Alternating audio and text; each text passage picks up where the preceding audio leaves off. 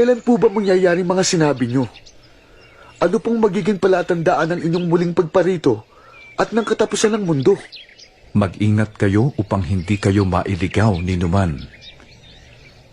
Maraming paparito sa pangalan ko at magpapanggap na siya ang Mesyas.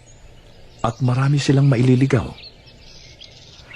Makakarinig kayo ng mga labanan at makakabalita kayo tungkol sa mga digmaan.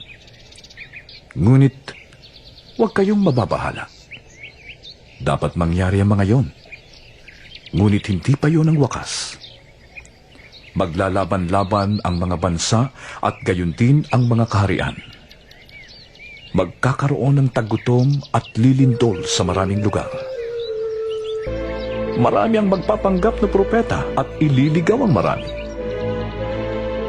Ang kasama ay lalaganap, kaya't manlalamig ang pag-ibig ng marami.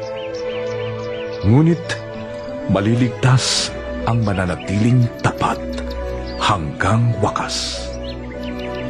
At ipapangaral sa buong sanlibutan ang magandang balita tungkol sa paghahari ng Diyos, upang ang lahat ng bansa ay makarinig nito. At saka darating ang wakas.